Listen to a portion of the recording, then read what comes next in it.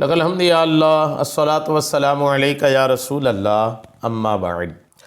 سلسلہ ہے ناظرین کی طرف سے پوچھے گئے ناموں پر تحقیقات پیش کرنے کا۔ ہمارے ناظرین میں سے ایک نے علیزہ نام کے تعلق سے پوچھا ہے۔ علیزہ اب یہ کچھ برسوں سے 8-10 سال سے ایک بڑی تعداد ہے جنہوں نے اپنی بیٹیوں کا نام علیزہ رکھا ہوا ہے۔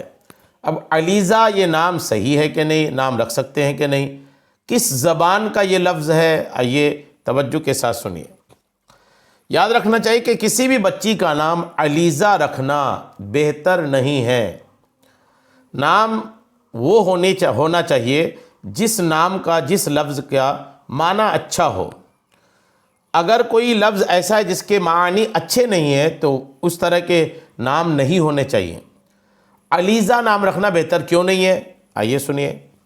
کیونکہ اس لفظ کا معنی جو ہے وہ مناسب نہیں ہے۔ علیزہ کا جو معنی ہے وہ مناسب نہیں ہے۔ کیوں؟ علیزہ بنا ہے علز سے، اور علز کا مطلب ہے بے چین ہونا، خوف زدہ ہونا۔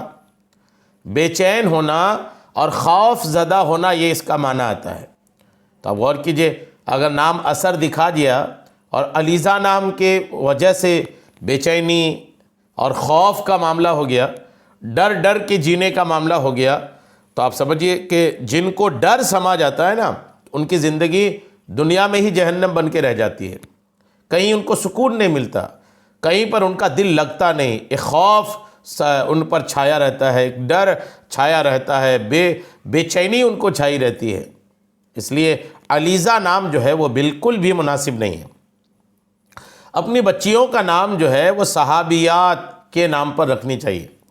بچی کا نام آپ کنیز فاطمہ رکھ دیجئے، عائشہ رکھیں، خدیجہ رکھیں، سمیہ رکھیں، زینب رکھیں، ام کلثوم رکھیں۔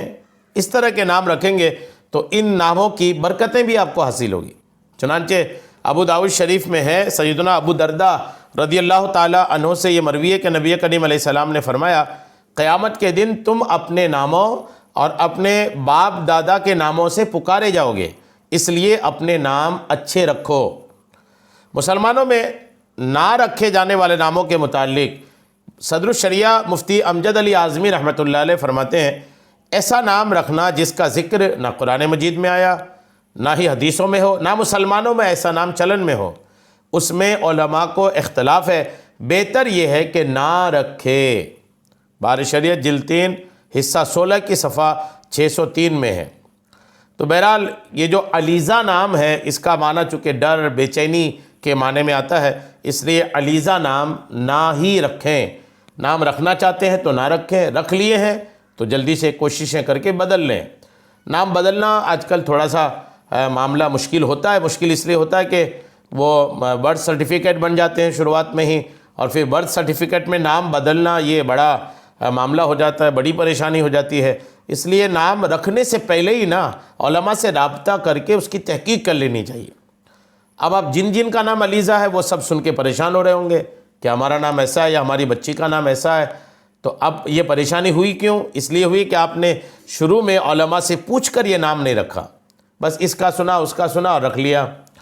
تو جو بھی مجھے سن رہے ہیں، اگر آپ اپنے بچہ یا بچی کا نام رکھنا چاہتے ہیں تو نام اگر کچھ آپ کو پسند آئے بھی نا تو پہلے اس کی تحقیق کرا لیں، پہلے اس کے بارے میں پتہ کروا لیں کہ یہ نام درست ہے بھی کہ نہیں۔ درست ہے تو رکھ لیں، علماء بتا دیں تو ٹھیک ہے۔ صرف انٹرنیٹ کا ہی سہارا نہ لیں۔ عموماً لوگ یہ بھی کر لیتے ہیں، گوگل سے سرچ کر لیے، نام گوگل میں اچھا بتا رہا ہے، کوئی اچھا معنی بتا رہا ہے، رکھ لیے۔ تو گوگل میں بہت سارے ایسے سائٹ ہیں اور ویب سائٹ ہیں جس میں ان کو ویب سائٹ چلانا مقصد ہے، انہوں نے الفاظ دیا اور کچھ بھی معنی لکھا ہوا ہے۔ اس طرح کے بہت سارے ویب سائٹ ہیں ناموں کے بارے میں، خاص کر کے کچھ بھی لفظ، کچھ بھی معنی، اس طرح کے ویب سائٹس ہیں۔ تو صرف انٹرنیٹ پہ بھروسہ نہ کریں، آف لائن علماء سے رابطہ کر کے، پوچھ کر کے کلیئر کر کے پھر اس کے بعد نام رکھیں۔ علیزہ کا عدد کیا ہوتا ہے سن لیجئے۔ علیزہ میں جو حروف ہیں وہ ہے عین، لام، یا، زا اور ہا۔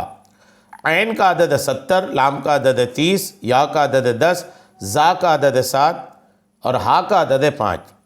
اور ان کل اعداد کو جب آپ پلس کرتے ہیں، کاؤنٹ کرتے ہیں، تو عدد بنتا ہے 122۔ علیزہ کا عدد ہے 122۔